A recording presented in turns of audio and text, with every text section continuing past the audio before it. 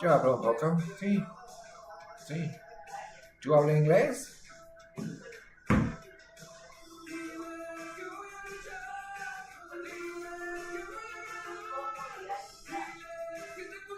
Every time, Universo. Every time. Every time. Every live.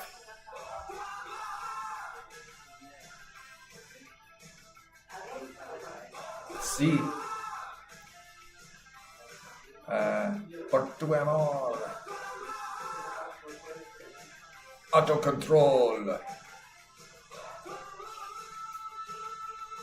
It's a good band name.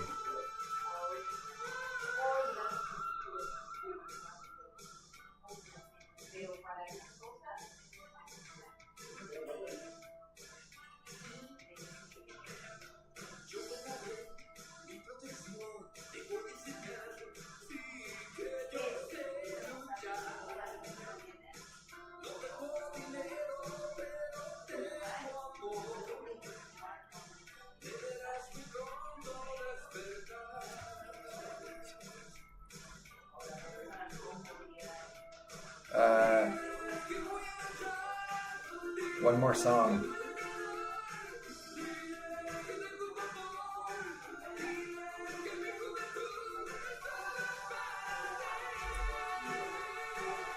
Escúchame, Universo.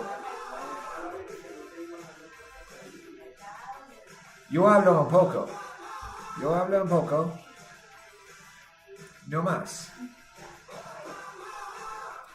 ¿De dónde eres? Sí, Universo. Every life. ¿De dónde eres?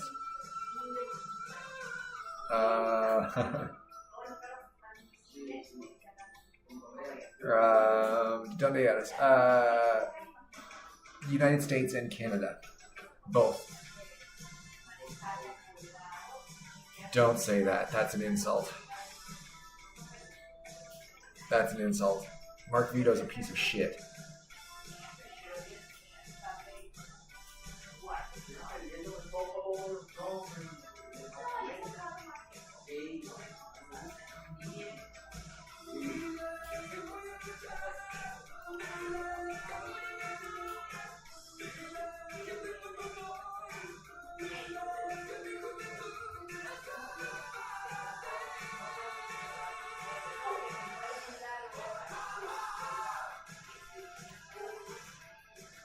I don't know if we're going to get to the next song or not. I hope so. We'll get into the next song, I think. Yeah, we'll get into the next song, at least. But that's the next song's gonna be the last one, and then we gotta start talking about stuff. Okay. He was in a long-term relationship with Keiko Fujimori, which tells me right away, like, he doesn't have the greatest judgment. And then he proved his judgment was even worse than that somehow. He's older than I am. Mark Vito is. He's older than me. And he's in a relationship with a 20-year-old. Is she 20 now? She was like 18 or 19 when they got together. I don't know. But she just finished high school or something. Yeah.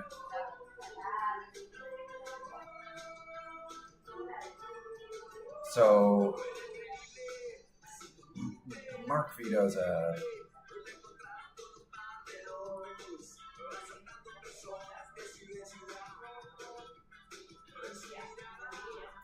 Yo hablo un poco, Devo. Pero no a mi contenido.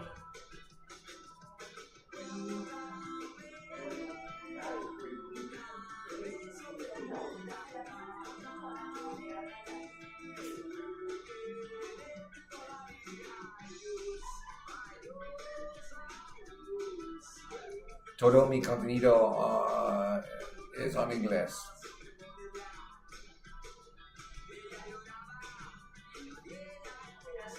Sí, sí. Contame, Pedro Suárez Vertiz. Don't speak English. I practice my Spanish every day.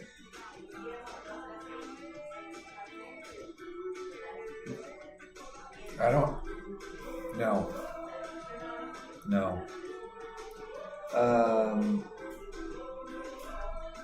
No. Mark Vito and I aren't the same type of American. We are very, very different types of Americans.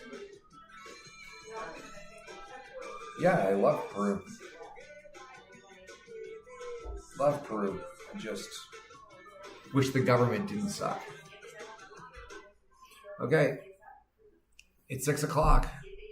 I guess it's time that we get going and talk about things. And right away, I have a question for you, all of you. TikTok's over here. YouTube's over here. Okay. I have a question for all of you. Did you guys have to work today? Did you have to work today?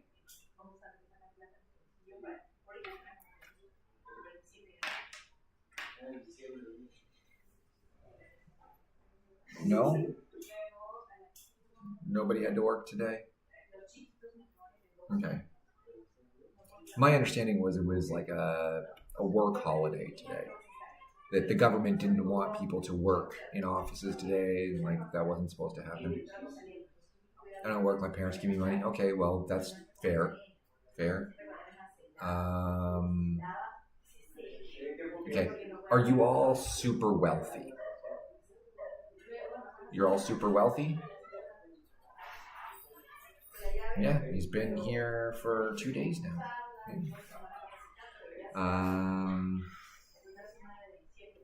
Just relax, okay? You're all super wealthy? Like you all went out to the vacation home today?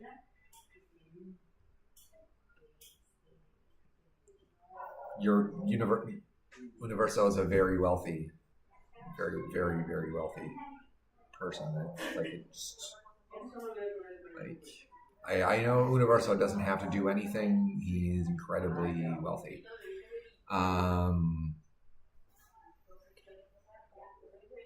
asked this question for a couple of reasons. So for the people who view me regularly, you guys know I live on the playa. That's where I live. Okay. The playa was busy today. Busier than it's been so far this year. It was the busiest day of the year so far. Obviously, it'll get busier as summer picks up. But busiest day of the year so far on the playa. The protests got smaller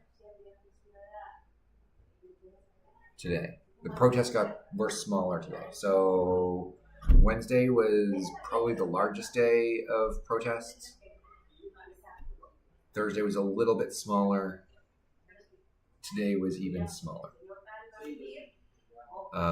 Where are you from? The U.S. and Canada. I answer this question a lot. So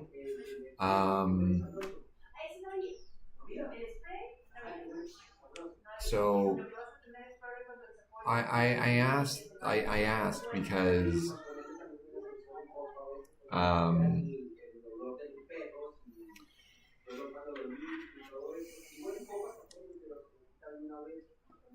okay, so hear me out on this. I've watched for days now, leading up to APEC, into APEC, and I suspect after APEC it won't change a whole lot for a little while, probably for a few days.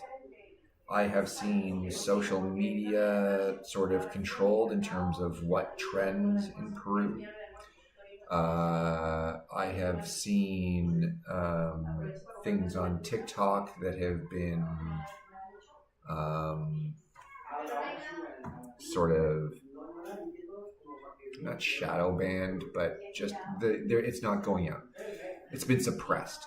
So not just my videos, but the videos of many creators in Peru who talk about news or politics. Their stuff has been sort of suppressed. Okay. Sorry for the background noise. I apologize for the background noise. So with that, I think the protest did get smaller over time, in part because people weren't entirely aware of what was going on with them, where they were, where they should be, where they should meet up, like all of those things. I think there's an element of that, right? And it concerns me a little bit that there are some very important, I'm not important at this point. Okay, maybe at some point I will be, but at this point I am not important.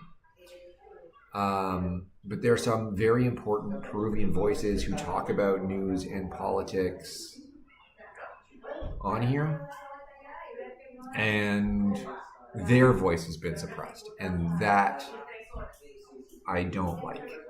Right? What do I think of Dina Boluarte? I don't think very much of her. I really don't like her. I think she is a horrible leader. She's not a good leader. I don't think she has much integrity. I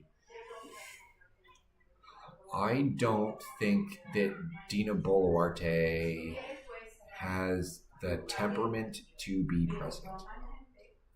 It has nothing to do with, she surrounds herself with idiots.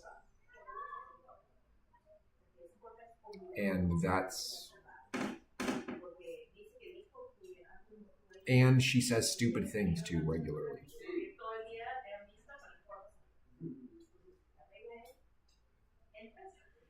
Who do you think would dominate the conversation? Stupidity would dominate the conversation. I'm not surprised she's lasted this long.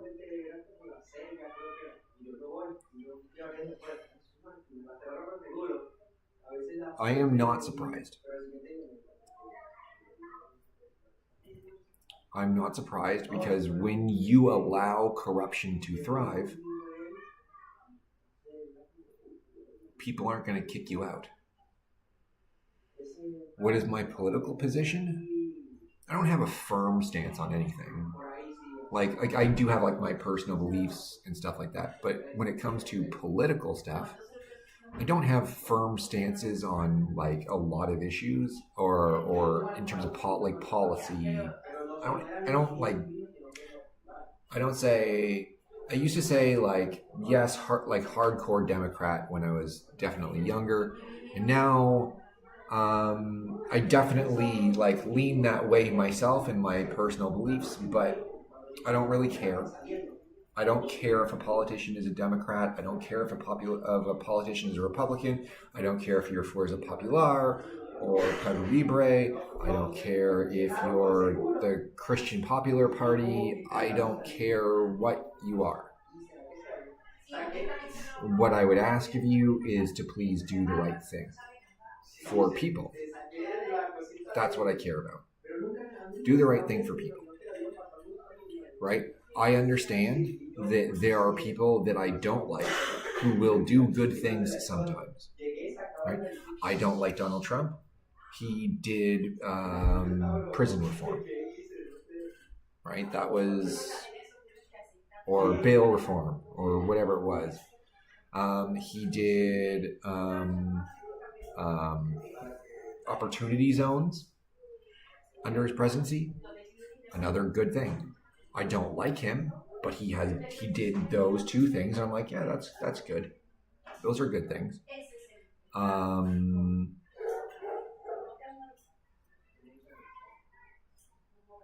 He didn't end wars, and I'm former military, and I know he didn't end wars. Um, but and I still have friends who work in that area. Um, so I know that's not the case, but I know people think that, but it didn't happen. Yeah, so like I don't like stick to one side and say, oh, if you're not on my team, you can't do anything good. It's that good people do bad things and bad people do good things, and nobody is good or bad. Everybody is both. Right? So you just try to be good more than you are bad. And so my concern from leadership is that leadership does the right thing by the people. And in Peru, the government actively does the opposite of that. They don't do good by the people at all. Okay, so Jesus, I feel like there's no good or bad. It's a spectrum. Exactly. There is no good or bad. Like people, bad. It's like bad people do good things. Good people do bad things. And you have to give credit where credit is due. I don't like Dina Boluarte, but there are economic achievements under her presidency that are good things. Like the current broadband projects that are going to bring broadband internet to some parts of the country that really do need it. Like that's a very good thing, right? It gives access to information to people. Guys, I live in a really good neighborhood, and it's the weekend-ish. Well, it's the weekend now, I guess. And it's been the weekend all day because the rich people, the lawyers, decided they needed to come to their vacation house. So it's been noisy all day, and it will continue to be noisy all day. For the rest of the night, probably. Until I go to sleep, it'll be noisy. So, yeah, I have watched for more than a year myself living here that you're used to that, don't worry. Yeah, I know, right? You don't get a lot of quiet if you're in certain parts of the country. Usually it's quiet here. It is not quiet here right now. Why am I interested in Peruvian politics? I've always been interested in politics, and I live in Peru now. So why not be interested in Peruvian politics? Hola, Stevie. Yeah, so that's all it is. It's and I mean, I don't tend to empathize with the rich people. I don't come from like a wealthy background. I made myself successful, yes, but I don't come from a wealthy background.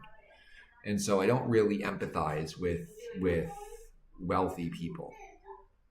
I empathize with working class people.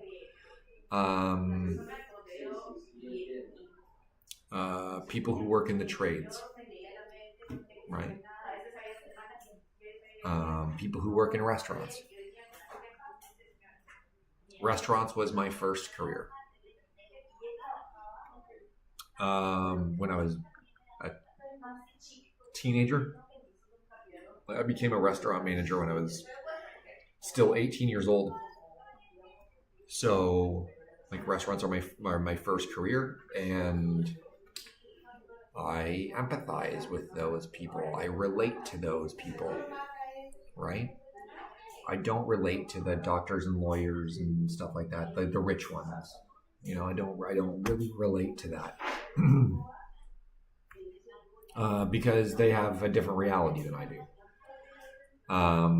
And unfortunately, I get to see in Peru a government that only relates to a small part of the population that has money, right? It's a very small portion of the population. It's why Dina Boluarte has like a 5% approval rating. It's why Congress has like an 8 or 10% approval rating. Working. Yeah, I know. Gotcha.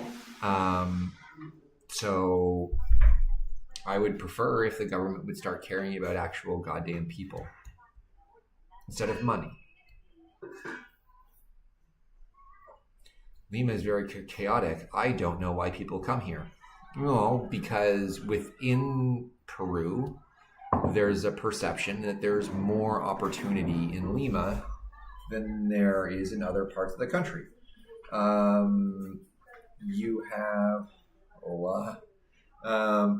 have developmental issues in parts of the country, whether it's the north or the jungle or the mountains. You have development issues, and so people look at Lima and they think that there must be much more opportunity because it's a big city and there are parts of the city that are very much developed and all of those things. And so they sort of think I'll have opportunity if I go to those places. If I go to Lima, right? And I'm closer to like the San Isidros and the Mirafloreses and the Barrancos and the San Borjas and the Cercado de Limas and stuff like that. They think they're gonna have more opportunity, and they just it's not real. And I think there's actually a shift that's occurring. I said it for foreigners who decide to live here. Why would you decide to live here? Well, Tita, you're in the U.S. Tita lives in Florida. Okay. Tita, why would you move to Peru? I have my own reasons, right? My wife's family is from here, right? Everybody's in Lima. So in Cusco, yeah, you're going to don't get a huayco. Please don't get a huayco in Cusco. That would be awful. But I think when it comes down to it, as bad as like certain things seem sometimes in Lima, in Peru,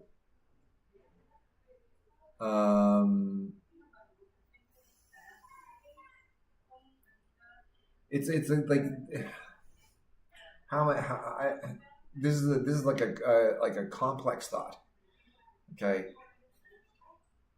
Peru isn't as bad as some Peruvians think it is. Okay. But it's not as good as it should be. Okay.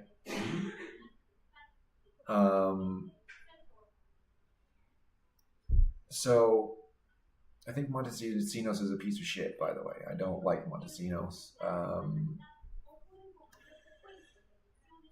Don't have to go any further on that than Grupo Colina. That's it.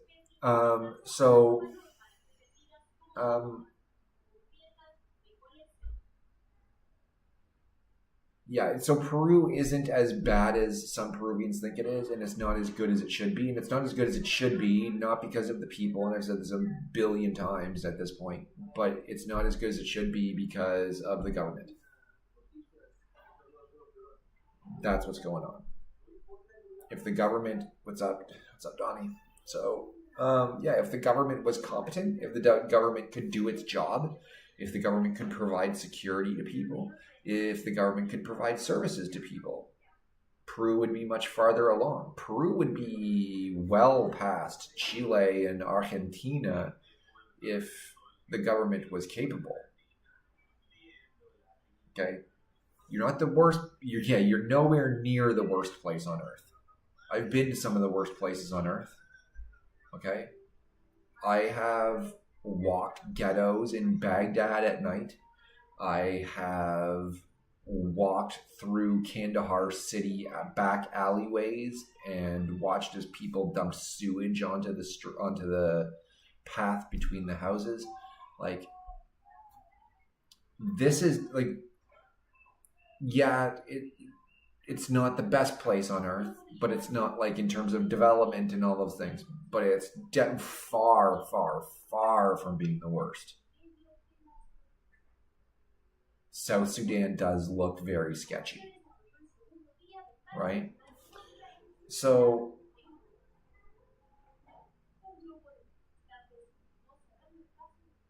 to be 25 years ago, no, it's nowhere close to the country it was 25 years ago.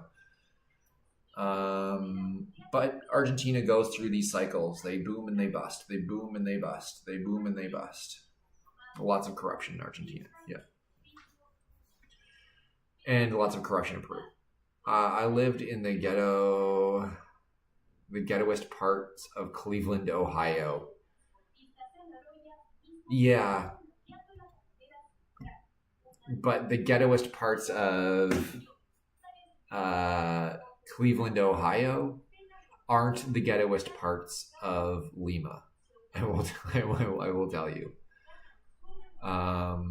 There are parts of Lima that are legitimately slums. Like, you have legit slums. Not as bad as Brazil, I don't think, but slums nonetheless. Right? So Peru is a new... You were from the hood. Yeah, Tito was from the hood. Peru is a new subject of the Chinese Empire. Nope, it's not. If it was, it wouldn't have signed the agreement for the spaceport with the U.S. Now, it has much closer economic ties to China than it used to. That's true. But I'm not one for hyperbole on things like that. Like, ties to China economically are not a bad thing. Just like ties to the U.S. economically are not a bad thing. What is a bad thing is U.S. government intervention in countries. How much are eggs in Peru? That's a good question. How much are eggs in Peru? How much are eggs? It will depend. Depends. You can pay. I have a deal. Like 11 soles? Between It depends where you buy them. A dozen. It doesn't. Would be between 7 to 15, depending. Yeah, so 11 on average. 11 on average. For 12, yes. 11, yeah, 11. A dozen. Because yeah, we sell it by dozen. Yeah, 11 soles $3. on average per dozen. $3. Not even $3. Well, $3. Sure, $3. Gallina libre. 1 sol per huevo for organic. Yeah, so 12 soles for a dozen for organic. Although, like, I pay. Are there non-organic eggs in? Yeah, industrial. Yeah. Yeah. 7. Yeah, you haven't seen. There was just to be chickens like are confined. Yeah. It's $7 for Tita for a dozen. So that salaries are also salaries are also much lower. But like we've talked about that. But freshness. Yeah, We also get freshness here that you don't get in Florida. Yeah, look at your this. produce. Look at this. Yeah. Here. Look at this grape, Tita. Look at it. Look at that grape. Look at this bundle of grapes, Tita. They're okay. I'm losing grapes. This is freaking delicious. What are my thoughts on Tucker Carlson? He's an idiot. And I know he's an idiot. And I know there's no debating whether or not he's an idiot. Yeah, and Tita says, yeah, you're not going to get that here. Ours look like crap. True story. True story, Tita. Probably because yours are imported from Chile. What product? Chile. That's what it is. It's going to be a moment that is no longer funny. Yeah. And blueberries here are amazing. Here, do you want to see? These are the discarded, but wait. These are discarded, right? Because the best gone to... The best have already left, yeah. Yeah, but you have one. Look, But this is one blueberry. yeah. But take this. There, okay. So like there. And how much does that I cost? paid 17 for this. 17 This soles. amount, I have no idea. 17 soles for that amount of blueberry. Half kilo, 300 grams, no idea. Yeah. It's more than a pound. I don't know how much more than a pound, but it's more than a pound. Right, and that's 17 soles, so $4. The size. $4.50. For me, the size of those. But they're huge. They're sweet And of course, they're delicious as long as you don't get the ones from Chile. Stop it! You're a troublemaker. Okay, so here, well, not if I do it in a live, it's not going to hit 1 million views. I wish it would. I know Tucker Carlson is an idiot because, and I know he is because he took anybody in Peru who's ever been to a Wong knows how you get upstairs and downstairs in a Wong, right? If you've got your shopping cart, you go to the ramp escalator and you just walk onto it with your shopping cart and you go upstairs. And Tucker Carlson spent 5 minutes freaking out over the fact that in Russia, they're much more advanced than the US because they have that, ramp escalator. Yeah, with the carts and everything. With the carts. Yeah, with the carts. Yeah. He's a goddamn moron. He's dumb. Because if that's the standard by which you say a country is more advanced than the US, well, then Peru is more advanced than the US. All countries are more advanced than the U.S. right now. What a joke. Like, that's By the way, I'm jealous of your blueberries and your grapes. That's not fair. Ours are shitty. Yeah, well, I have 2 thoughts on that. As a Peruvian, As somebody who works at Walmart, they are shitty. Yeah, I know. Ours are shitty. I know, but as a Peruvian, I will say that your grapes are likely coming from Chile, and your blueberries are also likely coming from Chile, and that's Chile. And what do we do when we hear Chile? That's what we do when we hear Chile. That's disturbing. When you hear Chile, you spit. Yeah, I'm never eating grapes again. Thanks. You ruined it for me. You're why? Because I spit when I hear Chile? Yes. Now I'm just going to think automatically they're spitting on our fruit before they say No, but that's not what I was saying. I'm just saying it's Chile. She didn't get it. Yeah, it's Chile. We don't like Chile. I stand with the people of Junín. I stand with the people of Heroínas Toledo, and we do not like Chile. I don't buy grapes from Walmart or like blueberries because people have this ugly habit of like sticking their hands on the bags and pulling them out and then putting them in a little baggie and then taking them. Like, dude, it's not cheaper if you do it that way. Nope. It's not. Yeah. They also separate the bananas and just take 2. Yes. Oh, banana. Well, but like sometimes, like if I'm single, I don't need to buy like 8 bananas. Yeah, but don't do that because every time you do that, right? Do We you end up with like 1 lonely banana or 2 lonely bananas that nobody freaking wants. Okay. Do you think Chile should return the Huáscar to Peru? No. The library, the books. Yeah, what they should do is give us our fucking books back. He says things do not seem fresh at Walmart. They are not. I don't say they're really.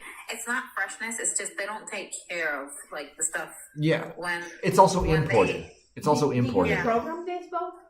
No, I didn't program the second one. So they don't really go through it like they're supposed to. They're really lazy here. Yeah. And so we just bring it out and put it on the floor, and they don't even notice if it's bad or not. Yeah, that's what you do. Because I'm grossed out and I have OCD. But like most people that work at Walmart, they're gross. I'm sorry. They're just gross. And I don't care if Walmart sees this and I get fired. Yeah. Things are gross at the Walmart. I'm glad there are no Walmarts in Peru. I am happy with that. I don't ever want to see a Walmart in Peru. What stores do you guys got that replaces like a Walmart? That would be considered like a Walmart, but not really a Walmart. We don't really have anything that's an equivalent because although like Plaza Vea comes close, if you put like all of the Sagafella ballot together, it would come close. But Plaza Vea is the closest. Yeah. Okay. Peru or Chile? Well, Peru, obviously. Chile needs. I've heard really crummy things about Chile, not just like coming from you guys, but just like I haven't heard very good things about Chile. Daydreamer, Chilenos are amazing people. The place itself, not the people. All I'm saying is, give us our fucking books back. Okay. That's what I'm saying. Book. Word. Food at WalmartCancer.com. Yeah. Pretty much. Oh, I can't. Like, until Chile, pays reparations for the libraries they burned.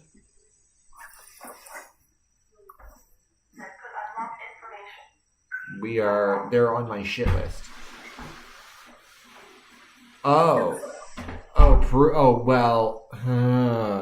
That's a tough one. Do you think Walmart could come? Oh, he's talking about football. Compete with other stores in Peru? It could, but I don't know if that. If it was cleaner, if they were safer, if they were more hygienic, maybe. Yeah, I mean they could, but I think they would. I don't know that they could make the profit in Peru necessary to actually succeed. Do you think Peru or Chile in football tonight? I hate to break this to you, but probably Chile, and that's not because I like Chile. It's because what happened with Chile, Peru? Yeah, it's because Peru can't score. Come on, no. You have to be Peruvian all the way, not just in the things that you would like. She came out here like, no. Like, I'm sorry. But if you asked me to bet and it was my money on the line, I'm taking never bet. I'm taking Chile because Peru can't score. This is a model. Look, you're going to lose your residency. Every Peruvian loves and hates the football team because they can't score. This is an insult. The day that we play it, you don't say that. You say that tomorrow of yesterday, not today. Today you are supporting them. Oh, goodness. It is better when I talk about news instead of football, but yeah, exactly. Or soccer. Yeah. But I mean, Alexa, set 5 minutes timer, please. It is, but if you're gonna starting now. if I'm gonna get asked, I'm gonna be honest about it. And olvídese de fútbol, supérenlo. Forget about football. Yeah. I need to not even think about it. I'm a hockey person myself. I'm a hockey person myself. So look, if you're interested in starting up a men's national hockey team for Peru, let's work on that instead. Yeah, because we have a lot of ice, or we can maintain electricity to maintain a rink. We're gonna build a rink in Cusco. Let's put water to people first, okay? Yeah. How should Peruvians respond to the accusation that we eat pigeons? stop eating pigeons. What the hell? No. I feel bad. We got told we eat, well, not we, but like people in Ohio got told they eat cats and dogs. Yeah. So, who's accusing him? Like Mexico? If it's Mexico saying it or Chile saying it, just don't pay attention to them, because like I've got a finger for Shine Bomb, and I saved a pigeon this morning. yeah, she saved a pigeon this morning. Yeah, because we're just stranded on the balcony. We have chickens in the house now.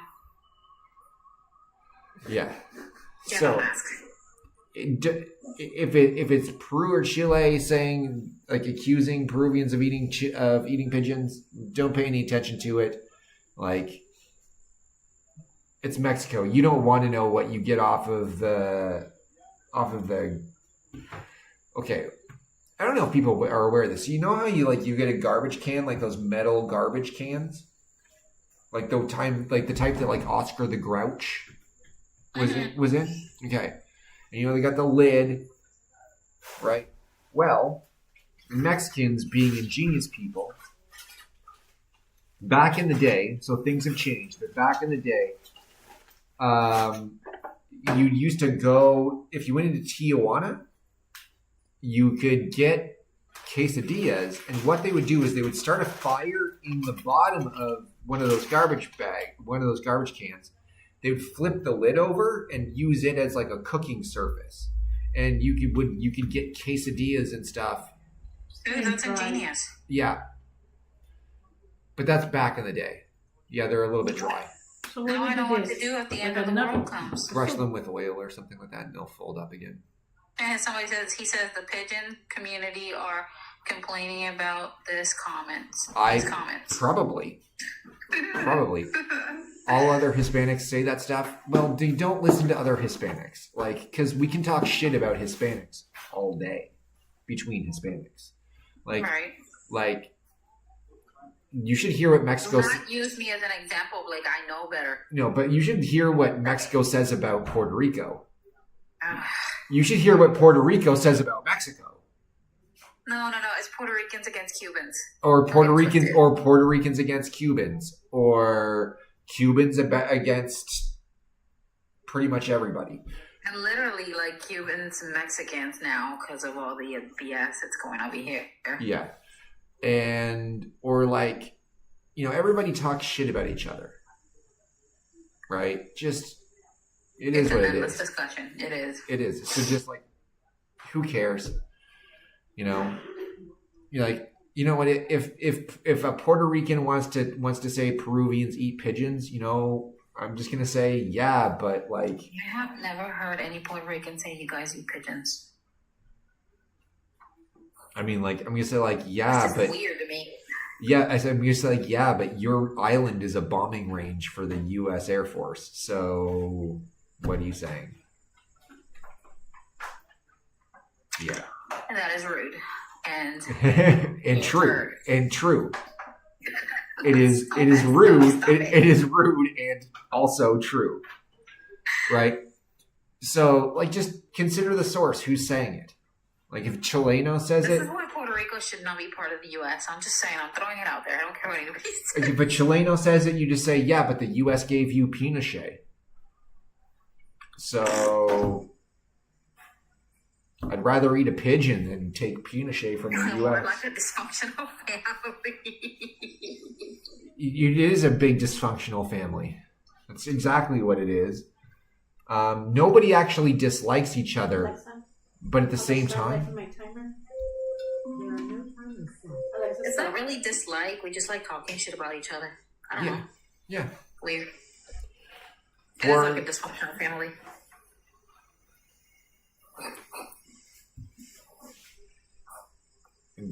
And why are they a dysfunctional family? Why are they a dysfunctional family? Well, you've all suffered at the hands of the U.S. in some way.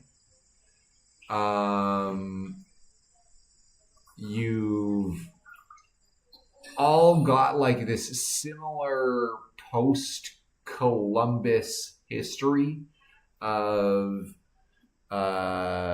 colonialism that you've all overcome in various ways.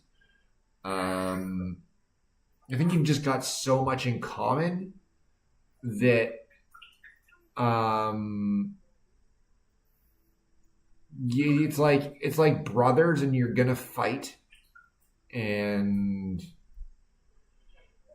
what do you think about Vladimir Montesinos? Is it true he's a genius? No, Montesinos is not a genius. I think when you hand somebody a stack of cash on video, that makes you not a genius.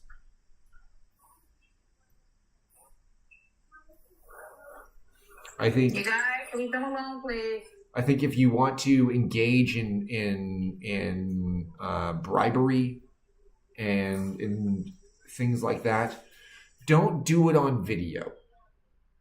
Right? Try that.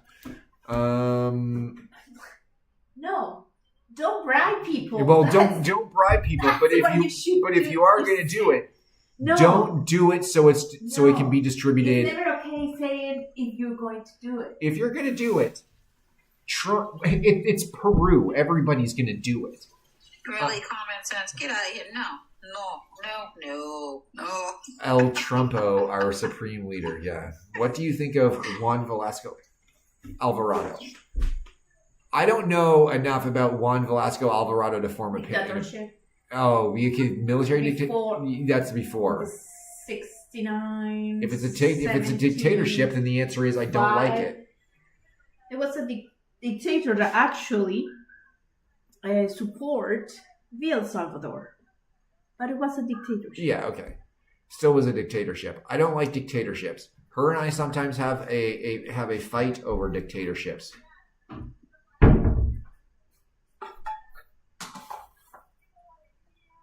We have Alex. If you're going to bribe someone, don't do it so it can be distributed on YouTube. Don't bribe. Period. No end of the discussion, Mr. Hurdes. Yeah, I'm realistic about it. This is Peru. Sometimes you have to bribe a person. Because it's happening doesn't mean that you're going to say how to do it better. No. But he was planning to use the videos to extort the officials. Yeah, but you're still bribing somebody. It doesn't matter what he intended. And I don't think it was just like, oh, I'm going to extort them and show them that, like, look, if you say anything, I'm going to show that you allowed me to bribe you. Like, what sort of message is that? I bribed, but you accepted it, so...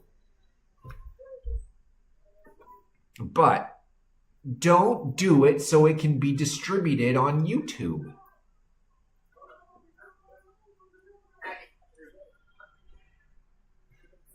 Estás interesado en la sociedad y realidad peruana. Debería conocer los básicos. Marriage, dictatorships, or marriage. If marriage, you just lost. Dictatorship or marriage. If marriage, you just lost, brother. Marriages are dictatorships. That's it. Poor people. Yeah, and what's divorce then? Hello? If you're not happy in your marriage, get divorced. Divorced is the extradition of the dictator. It's a cultural thing, like if I fell down, government you or marriage are going to fall with me, kind of thing. Thinking. So, like, the reason I'm not familiar with, like, the Peruvian military dictatorships is, like, I wasn't alive. Yeah. I mean, government or marriage. Yeah, that's true too. I was not alive. Who was a baby? Like, I'm pretty good at everything while I was alive, or at least while I have conscious thought. So, Well, you're still alive. like, I would say, like, Alan Garcia's first term as president onward, I'm pretty good, but well, I explained you super fast. Yeah, but you explained to me super fast, and I read, like, all the things ever. that I probably shouldn't.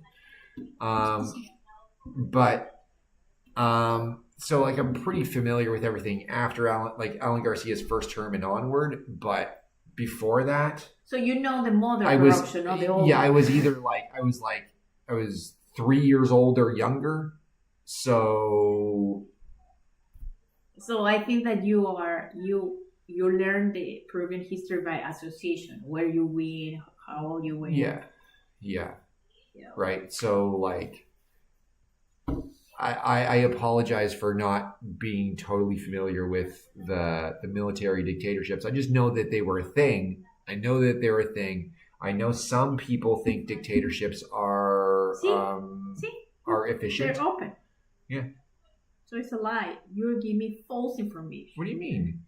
It's open, so it's never failed Oh. and it's broken. Well, you need to let it sink in. You can't just like rub oil on it and then expect the wonton to just like either that or you can steam them. That's the other thing you can do is you can steam them. Yeah. Let's do a hear me out political edition. Let's do a hear me out. Hear me out on this. I'm going to say it every single live for the next until he's gone. Santibáñez is the worst thing that's happened to Peru He's not only corrupt, he's a delinquent. in 10 years at least. So full. I'd say the same thing for the one that's trying to run as the president of the United States here. Like Yeah. So that doesn't help to Latin America in general, because if Trump can go back with all his curriculum, wow. Santibáñez Wow. also likes to parrot Trump. He likes to do that. Oh, fake news. The reporters made it up. It's not a thing. Yeah, because if in the US can do it, why not us? Yeah, copycat. Yeah. It's not that I report it better, Davo. It's that I'm honest about what the information is saying. And the information is saying that Santibáñez is fucking awful. We have another request down at the bottom. I don't bring people up because it's your live. I don't typically bring a lot of people up either because I'm just like I'm so unsure about like who's coming up, who's coming up, and like if I don't see you in the comments, like there are certain people that like I know, right? So like, better safe than sorry. Yeah, I get it. yeah. If Donnie requests, I let him up. Right. If Alex, I don't know who Alex is. If I see Brandon in here on occasion and he requests, I let him up.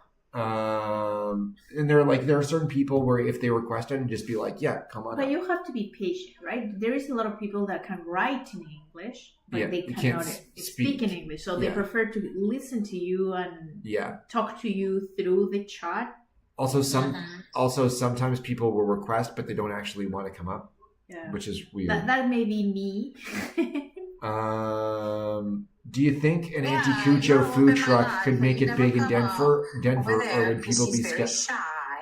People would be super skeptical of an Anticucho food truck in Denver, Colorado. Now, at the same time, they eat prairie oysters. So you might be able to get away with it. Scout wanted to come up. I know. Yeah, but we need to know how internal organs are managed. Let's give you the idea of the press in Peru. I have an idea of the press in Peru, but come on up. Request again, and I'll bring you up. I hadn't seen you comment, so I was like, who the fuck is Scout? Scout, right? Yeah, Scout. I got him. Hi, good afternoon. Are you in Peru? I am in Peru. Yeah. Nice. I am not. She's not. I'm Canadian. What's that? Sorry. Hello to you, Tita. Nice to meet you. You too. I'm stuck in the U.S. and it sucks here.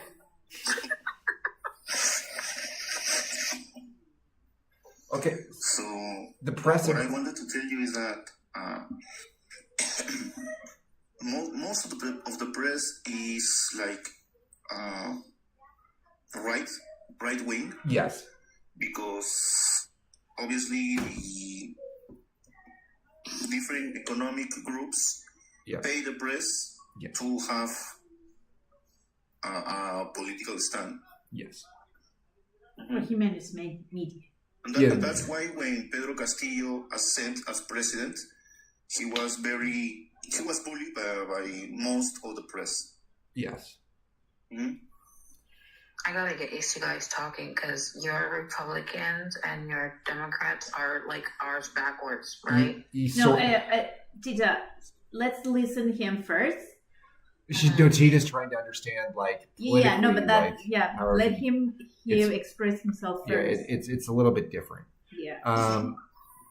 I know, like, a lot of the press in Peru is purchased on some level, right? So, and it depends which media outlet you're talking about as to how purchased they are. So, like, Peru 21 is, like, super purchased. Pushable. Like it's Peru 21 and many other, most of the press belongs to Grupo El Comercio Group. Yeah. They have like 80% of the market. Mio Quesada family. Yeah. They're all one basic conglomerate. But also en español, conglomeración. Conglomerado. Ado. It's an ado. Yeah. If I say conglomeration, though, it's a nación, is it not? Conglomeración is the. Okay. I'm working on my Spanish. Like economic group. Yeah, and it's to the point where, like, I've noticed in the media when things like APEC occur, you get what they will do is they'll give like a chunk of time initially to like try to like build trust that you can watch their network and you're going to get coverage of what's happening. But the longer the event goes on, the more they take their political stance. Yeah. So Wednesday, with the first day of Paro Nacional, there was actually a fair bit of coverage of Paro Nacional, right? But they gave more coverage to the Sultan of Brunei than they gave to Paro Nacional by the end of the day, right? And then you get to today, the last day of Paro Nacional. Nobody was covering it at all. The intention, the objective was that let's focus on trade, let's focus on economic flows. This is what it is important. Yeah. And there are protests, but it's not that important. Yeah, they don't. The protests don't matter. And what? Yeah. That message is very important because obviously foreign countries are coming in, and you need to tell foreign leaders, we have problems, but they are not that huge, like any other country. That's not the reality. Yeah. But when you use the media to sell that idea on your domestic television stations, what you're not telling those other countries that there's not a problem. If I got on TV and spoke English and said, "Oh, there's not really a problem," then I'm speaking to other countries.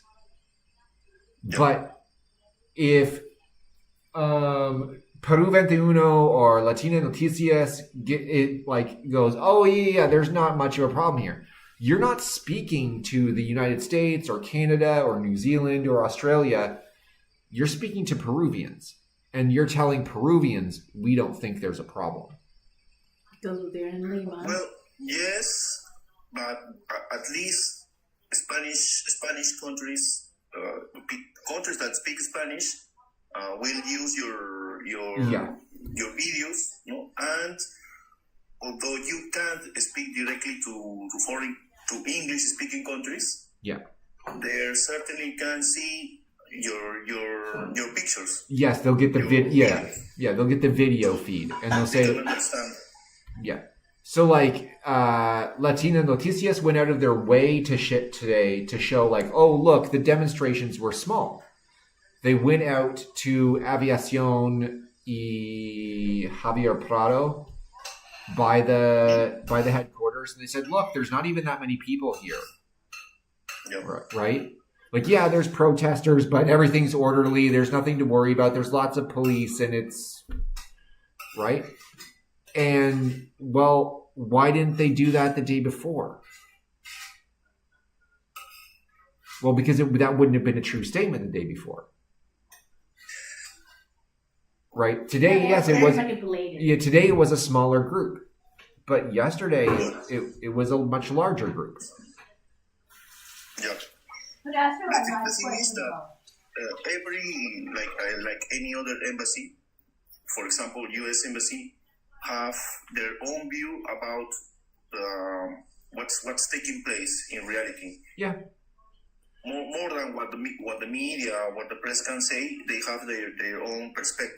Well, what's the thing? Well, the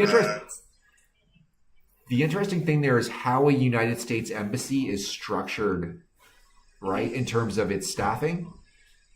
I don't know if a lot of people know this, but if you have a U.S. embassy, you also have a CIA office.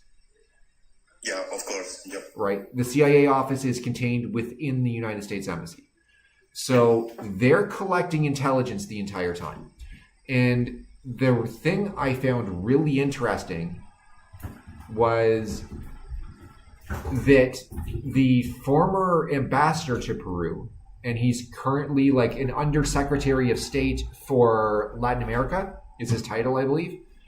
He did an interview with La Repubblica, right? And he said the United States is concerned about the security issues. Yes.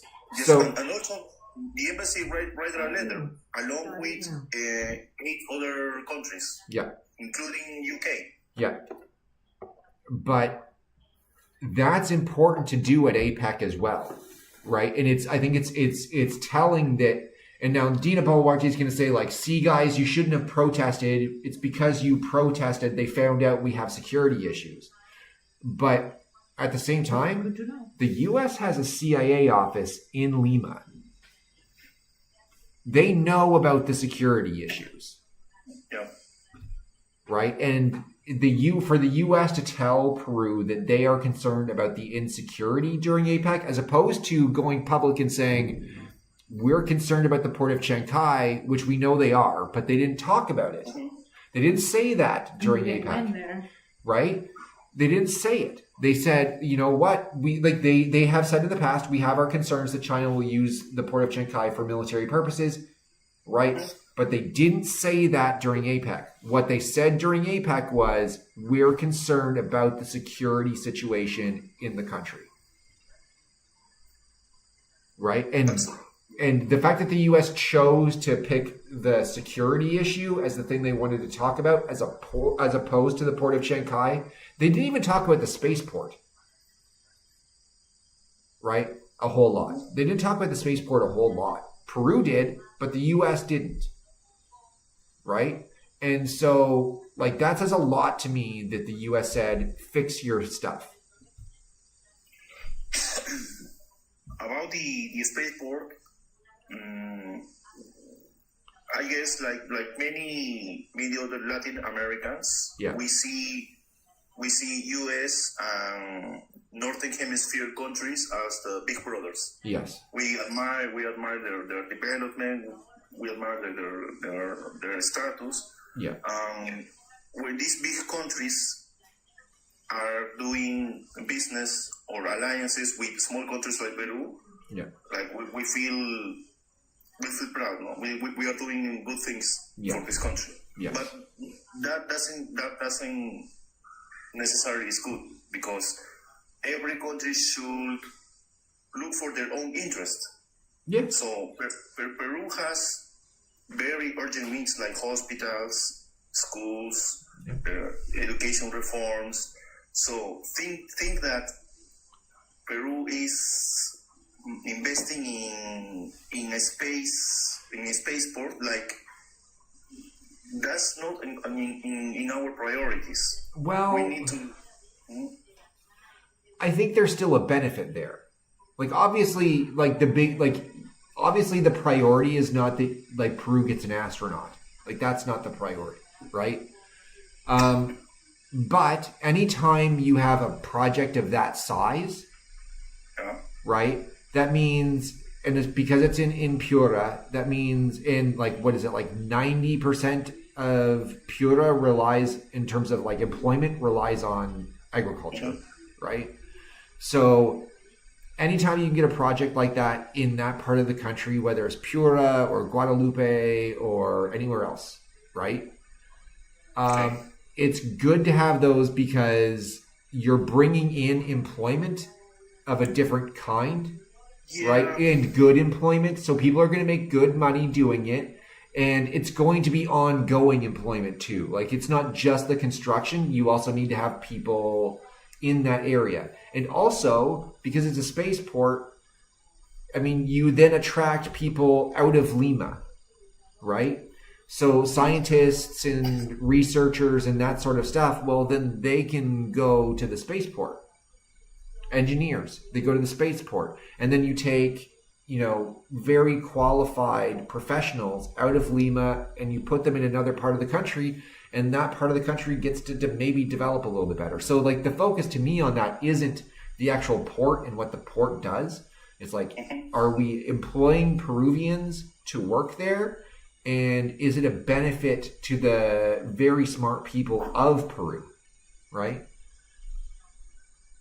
Yes, it has positive impact, no? Like you're saying, creation of jobs.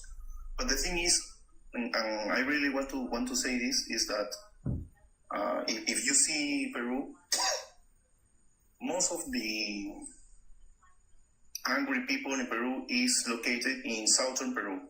Yeah.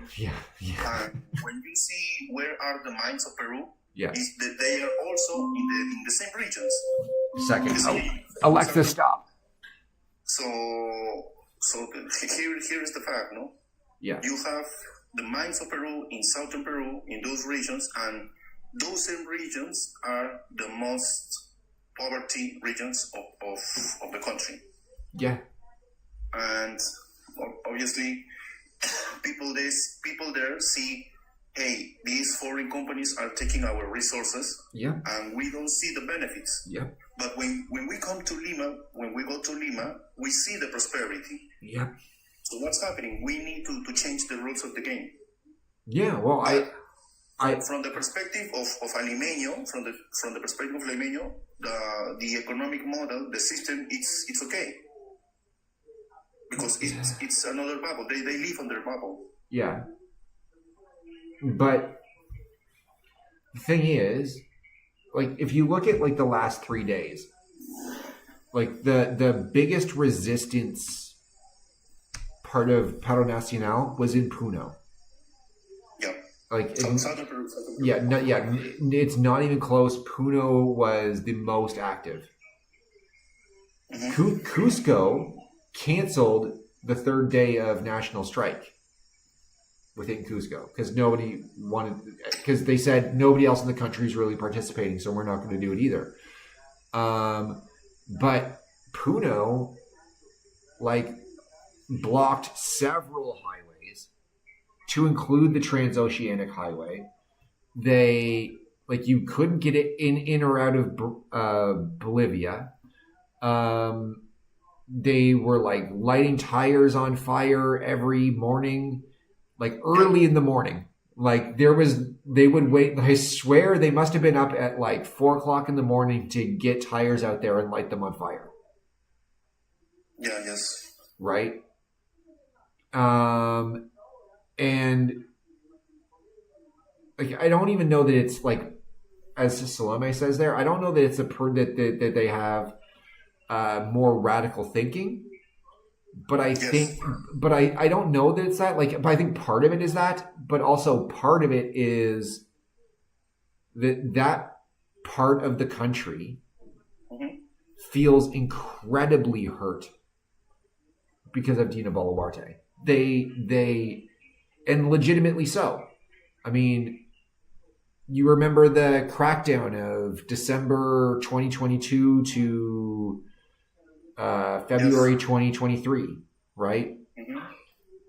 With like 60 murders, 60. Yeah, it depends what your source is on it, but you'll see sources saying anywhere from like 49 to 80. That's right. Yes. Right? People were killed in those crackdowns, and those people want payback. And I don't know that anybody blames them for that. They lost family members. They lost community members. Like, of course they feel hurt, right? Yes. From Lima, they feed that fire in southern Peru with terruqueando. Are you familiar with the term? Like saying those people are terrorists. Oh yeah. That's called terruquear. Okay, yeah, okay. And it's coming mainly from Fujimorismo. Yes. Yep. Yeah. Well, yeah. Fujimorismos are. Yeah. Well, they're a special bunch. And the thing is that. Continue. I have an idea, but it's not coming from me. Yeah, I saw. This is the problem, though, is that when you take the Limeño perspective, then like everybody's a terrorist, or everybody's just lazy and they're a communist, they're caviar, right? Everybody is that. Like, whether it doesn't matter if you're Puno or Ayacucho or Piura or anywhere, it's just like, I'm a Limeño, and I'm good, so why aren't you good? Right? Because like things are fine here where I am in San Isidro, why aren't things good for you in I don't know, Puno or Huancayo or anywhere? Like, why aren't things good for you? It's like, well, because we have different realities. That's exactly, and that's I think one of the main reasons of the political instability. Yeah, I don't want to justify the crackdown. I don't want to justify the protest. No. But the thing is that, corporations, businesses have their own way to influence the government, to influence policy, and that is via lobbies. Yeah. So what's the mechanism that the population can use to influence the government to reclaim their rights? Protest. That's the only, and the government wants to shut down the only mechanism the population has to claim their own rights. Yeah. Right, like that's the thing, is that like if you're a mining corporation, or if you're a big conglomerate like Intercorp or whatever, right? Then you just get a lobbyist or you just like pay a bribe or whatever, and you're fine. Corruption. Yeah, corruption. But if you're a vendor on the street, right? If you have a food cart and you work on the street, well, what are you supposed to do? Like, can you pay somebody to lobby the government? Do you have the money to pay a bribe to a politician? No, probably not. Exactly. You're not in that condition. So yeah, most of the Peruvians wants to run their businesses, and that's it. Yeah. They really don't care about the political life or the political aspect of the country. They just want to run their own business and have a meal on their table, and that's it. Yeah. But when you can't even run your own business because of criminal issues, yeah, you have to protest, and you don't have another option. No, you don't. You don't have another option, and which is why like people were asking me going into APEC and Paro Nacional, like, what do I think about it? Like, well, it's their right. It doesn't matter, and this goes for any other situation too. Like, you have a right to protest, whether I agree with you or not. You have a right to protest. Yes, and that's contemplating the constitutional rights. Yeah. Mm-hmm. Article 2, Section 12. You have the right to protest. Yeah. So do it. If you feel like you need to do it as an individual who doesn't have the money to like pay off public officials or anything along those lines, protest. Civil disobedience. I always encourage people to be like at least relatively peaceful about it, right? Don't get out of hand, but protest. Scream as loud as you can. You saying, hey, you need to protest to claim your rights, that isn't justifying violence. No. Like they want to portray to anyone who wants to say you are on your right to claim your rights to the government. Yeah. They want to label you as or terrorists or social unrest, but the thing is, it's so desperate the situation, especially in southern Peru, that you need to pressure the government. You need to pressure the government to take action. Yes. If you just go with your advertisement, if you go with your advertisement peacefully, you're doing right, your protest, but you are not pressuring the government. Yeah.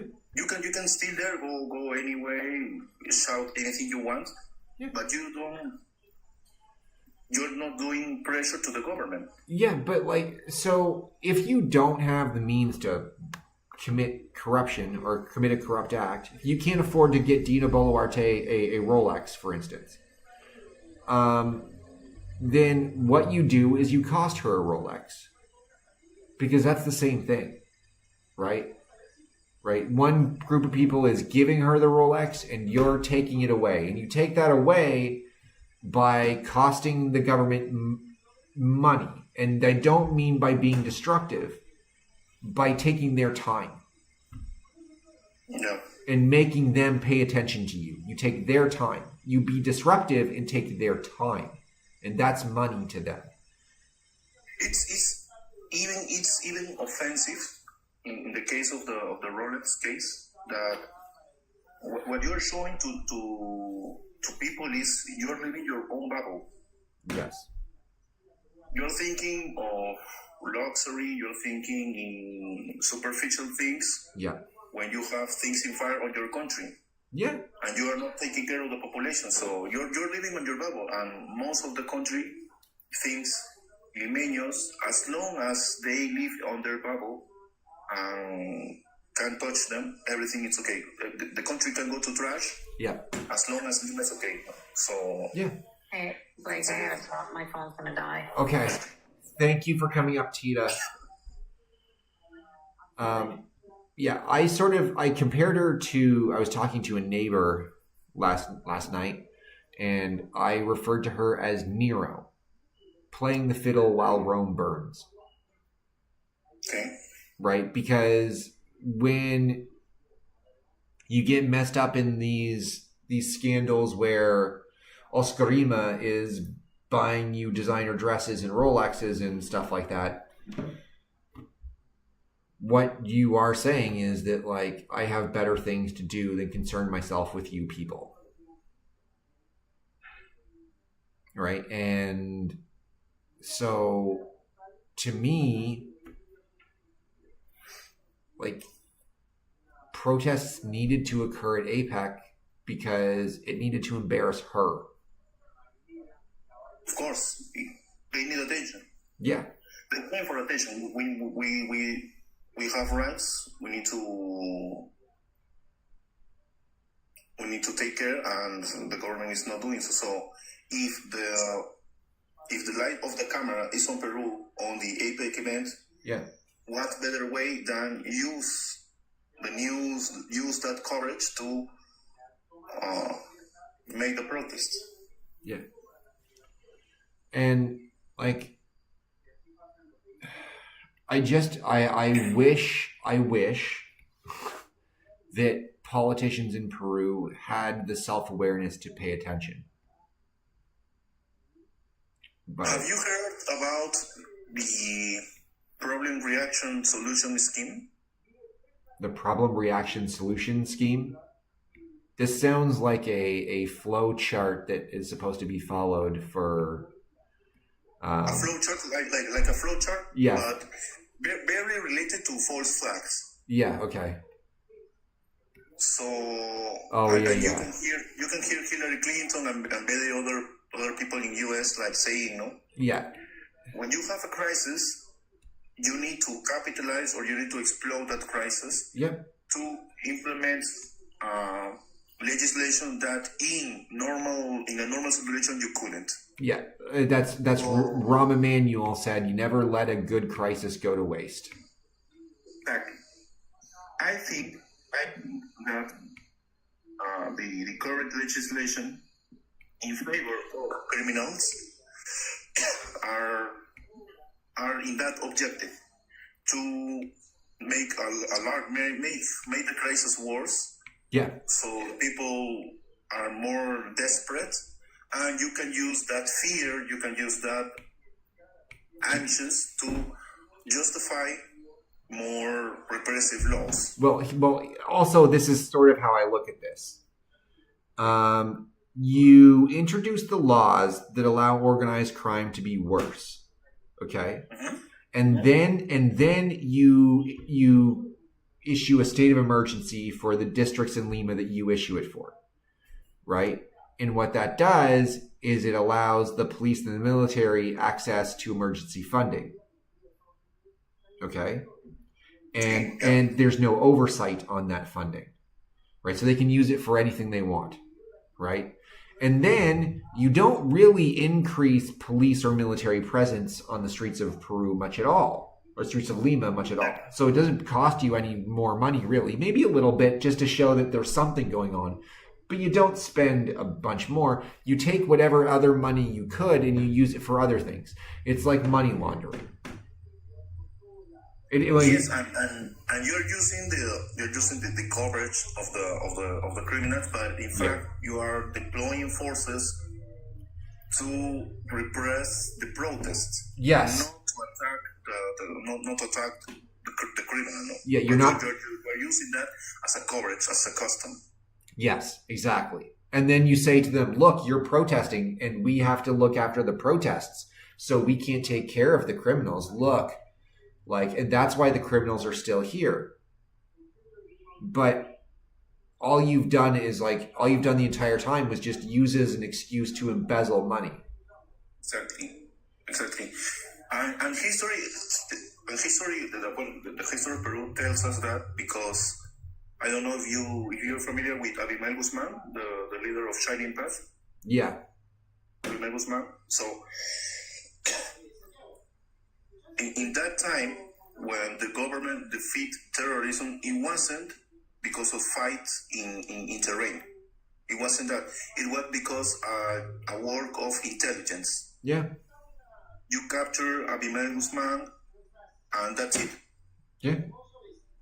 It wasn't a war in Peru. It wasn't that ways that Peru get free from terrorism. No. It was an intelligence. And it's the same now. If you want to attack the criminal problem, it's not taking tanks on the streets, it's intelligence. Absolutely. As a former intelligence analyst, absolutely. Absolutely. You're not going to solve the problem no matter how many people you put on the street if the people you put on the street don't know where they're supposed to go. Yeah. Right? And And well, it's so nice to hear from you that you were a former intelligence analyst. Yeah. Intelligence analyst. Yeah. Very nice, very nice. Congratulations. Former, long time ago, I guess. Well, that's what they say, no? But who knows? Who knows? Yeah. That's the joke. You never actually get to leave. Yeah. No. Yeah. No, but I did it like in my early 20s. That's what I did. And like it's so obvious to me. Like part of the reason I say that like Santibáñez has to go, like just the sooner the better, is because if he was a true leader of a national police unit or a director of all of that, she's like the Minister of the Interior, right? If he's directing all of that, then he needs to know right away that there is a massive intelligence failure within the national police and within the military in Peru. That, like, this isn't that hard. Okay? Like, they can talk about certain groups and things like that. I could probably collect enough information in a week and a half to put together a hit package that would take out the entirety of the extortion problem. Exactly. But it's not that they don't know. They are doing on purpose. Yeah, they're doing it. And that's what I think. It's not that they don't know. Yeah, it's on purpose. They are protecting the problem. Yes, they need to. I was of the idea that when Fujimori was alive, that they need to, sometimes in the future, rescue him as, hey, Fujimori, take Peru out of terrorism. He will be now the messiah that will take out of criminals. No, it was one of my hypotheses. Yeah, I don't believe that though, because I think like if that was the case, he'd have to arrest members of his own family. So, like, I don't think it's gonna. Or in this case, Keiko. That well, Keiko and Kenji both. Right. So, yeah, he's not the answer. And for any Fujimorista that thinks that would have been the answer, no, not the answer. But I think that Fujimori are the biggest threat to our country. Yes. Because before them, other political countries didn't have or didn't introduce that kind of strategies that I saw in US and other developed countries. No, like what you're saying, the flowchart of problem, reaction, solution. Yeah. I start seeing that in our reality, which is very dangerous because we are not accustomed or we are not prepared for that kind of complexity. I start seeing that with Montesinos. Yeah. Because Montesinos did a course, I think, some preparation in US. Yeah. Obviously, he learned about those strategies. Yeah, Montesinos went to this place at what was Fort Benning, Georgia, called the School of the Americas. And I believe he... I'm trying to think of what year... Yeah, so it would have been... Okay, so that he would have been... he may have done the leadership intelligence training school for like the international version at Fort Huachuca, Arizona. Yeah, you learn some very interesting things.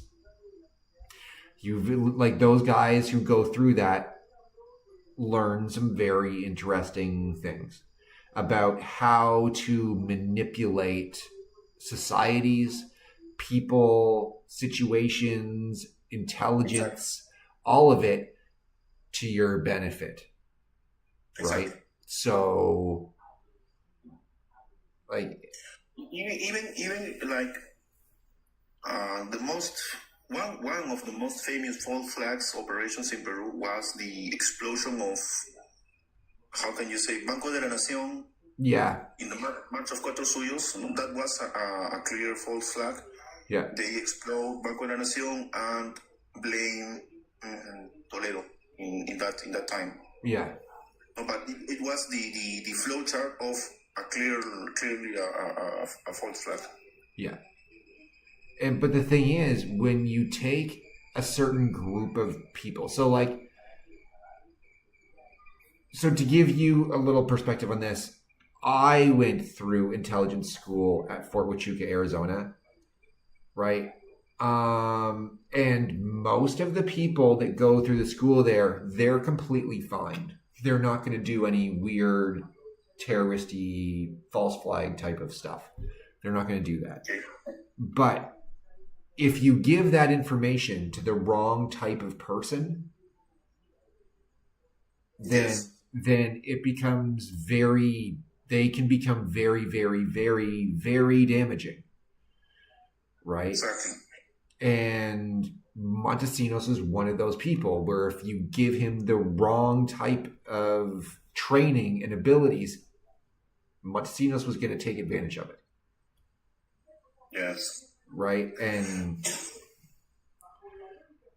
it's the kind of information that you need to be secure that the people or the person that have that knowledge is responsible, will use that information in a very responsible way. But it's not that what do you think about this person, it's that he built a history of being responsible. Yes. He has built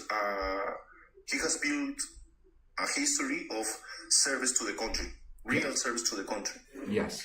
If the people or the person doesn't have that, you shouldn't expose him to that kind of information or that kind of abilities. Right, and to me, like that's also a lesson for, it's a lesson for Peruvians when it comes time for them to vote. Right, it is because. Like you'll hear people that you like, right? When it's time for you to vote for somebody, for Congress members or for president, you're going to hear people you like and you're going to say, oh, I really like what they're saying, right? But then the question is, do they show you selfless service? Exactly. And do they do things that's not for their own benefit, but is for the benefit of others? Exactly. Right. I always say on my life that you shouldn't pay that much attention to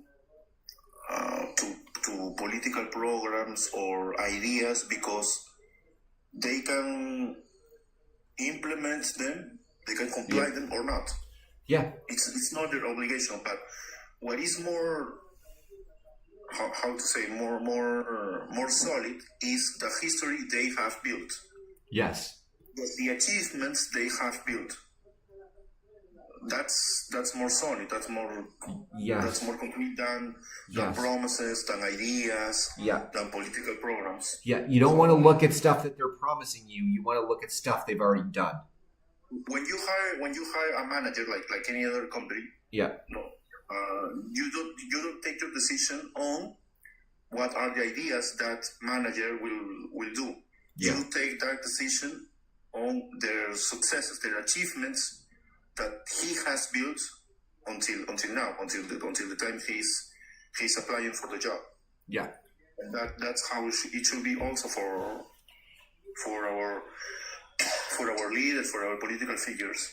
Yeah, that's exactly how it should be. Okay, Scout, it's been awesome having you up. I'm coming to the end of my hour and a half program for the night. But like anytime, now that I know who you are, anytime you want to come up and we can have a conversation about what's going on. Same way. Are you okay listening in Spanish? I'm not as good at listening in Spanish, right? But okay. I try. Is Brian his name? No. It's random. Scout. It's Scout. Scout. Hi. Hi. He's trying hard. He's improving his vocabulary. Unfortunately, for this type of conversation, kind of like if he's not there, he can go and buy groceries and, and cigarettes and puede ir a cuadrar el carro, conversar, conversaciones muy simples y sencillas, but to pick his brain. Everyday talk, everyday dialogues. To pick his brain, by now it had to be in English. Yeah, to pick my brain has to be English. I invite you and your partner to, if you want to also train your Spanish skills, you can hear me on my live. If I see you, of course, I will use some English to absolutely. My English is getting improved. Yeah, I followed back because it was a great conversation. And I will see you around for sure because this is all I do. Nice. That's a good advice. Yeah, good to see you too. Good to see you too. Yeah. Right. Nice. Okay. Later, Scout. Okay. Later. All right, and I am gonna get out of here, but just before I do, I want to leave you with something that's fun for me. It's coming. It's fun for me. I see 5 feet.